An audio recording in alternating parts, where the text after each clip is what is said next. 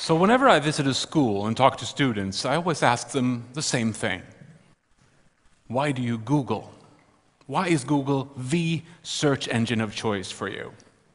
Strangely enough, I always get the same three answers. One, because it works, which is a great answer. That's why I Google too. Two, somebody will say, I really don't know of any alternatives. It's not an equally great answer, and my reply to that is usually try to Google the word search engine. You may find a couple of interesting alternatives.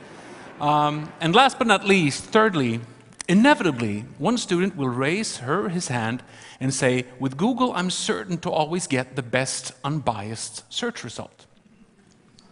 Certain to always get the best unbiased search result. Now, as a man of the humanities, albeit a digital humanities man, that just makes my skin curl. Even if I too realize that that trust, that idea of the unbiased search result is a cornerstone in our collective love for and appreciation of Google.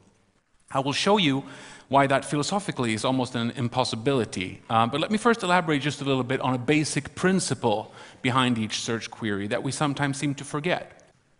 So whenever you set out to Google something, start by asking yourself this: am I looking for an isolated fact? What is the capital of France?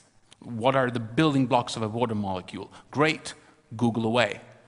You know, there's not a group of scientists who are this close to proving that it's actually London and H3O. You don't see a big conspiracy among those things. We agree on a global scale what the answers are to these isolated facts. But if you complicate your question just a little bit, and ask something like, why is there an Israeli-Palestine conflict?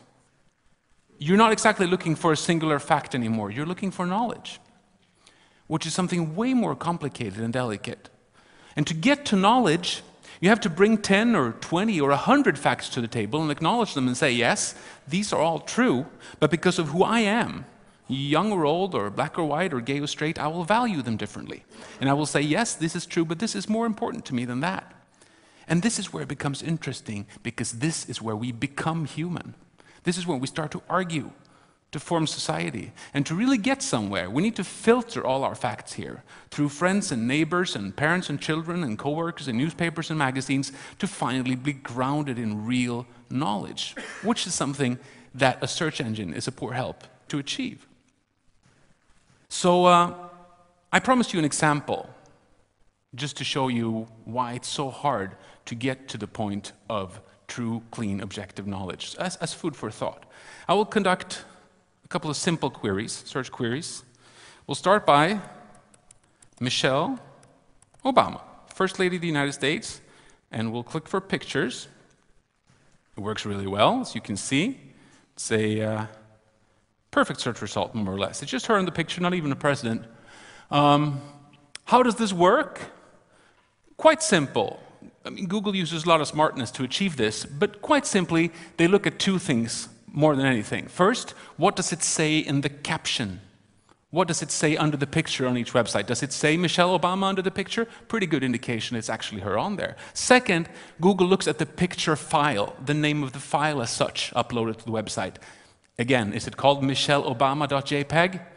Pretty good indication it's not Clint Eastwood in the picture. So you got those two, and you get a search result like this, almost.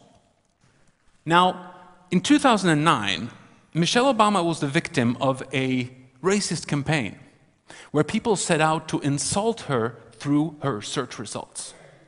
There was a picture distributed widely over the internet where her face was distorted to look like a monkey. And that picture was published all over, and people published it very, very purposefully to get it up here in the search result. They made sure to write Michelle Obama in the caption, and they made sure to upload the picture as michelleobama.jpg or the like. So you get why, to manipulate the search result. And it worked too. So when you picture Google for Michelle Obama in 2009, that distorted monkey picture showed up among the first results. Now, the results are self-cleansing, and that's sort of the beauty of it, because Google measures relevance every hour, every day. However, Google didn't settle for that this time. They just thought that's racist and it's a bad search result, and we're going to go back and clean that up manually. We are going to write some code and fix it, which they did. And I don't think that anyone in this room thinks that that was a bad idea. Me neither. But then a couple of years go by, and the world's most Googled Anders Behring Breivik, did what he did. This is July 22nd in 2011, and a terrible day in Norwegian history. This man, a terrorist, blew up a couple of government buildings, walking distance from where we are right now in Oslo, Norway, and then he traveled out to the island of Utøya and shot and killed a group of kids. Almost 80 people died that day. And a lot of people would describe this act of terror as two steps, that he did two things. He blew up the buildings and he shot those kids. It's not true. It was 3 steps. He blew up those buildings, he shot those kids, and he sat down and waited for the world to Google him. And he prepared all 3 steps equally well. And if there was somebody who immediately understood this, it was a Swedish web developer, a search engine optimization expert in Stockholm named Nicky Lindqvist. He's also a very political guy, and he was right out there in social media, on his blog, on Facebook, and he told everybody, if there's something that this guy wants right now, it's to control the image of himself. Let's see if we can distort that. Let's see if we in the civilized world can protest against what he did through insulting him in his search results. And how? He told all of his readers the following. Go out there on the internet. Find pictures of dog poop on sidewalks. Find pictures of dog poops on sidewalks. Publish them in your feeds, on your websites, on your blogs. Make sure to write the terrorist's name in the caption. Make sure to name the picture file, breivik.jpg. Let's teach Google that that's the face of the terrorist. And it worked. 2 years after that campaign against Michelle Obama, this manipulation campaign against Anders Behring Breivik worked. If you picture Google for him the weeks after the July 22nd events from Sweden, you'd see that picture of dog poop high up in the search result as a little protest. Strangely enough, Google didn't intervene this time. They did not step in and manually clean those search results up. So the million-dollar question, is there anything different between these two happenings here? Is there anything different between what happened to Michelle Obama and what happened to Anders Behring Breivik? Of course not. It's the exact same thing, yet Google intervened in one case and not in the other. Why? Well, because Michelle Obama is an honorable person, that's why, and Anders Behring Breivik is a despicable person. See what happens there? An evaluation of a person takes place. And there's only one power in the world, one power player in the world with the authority to say who's who.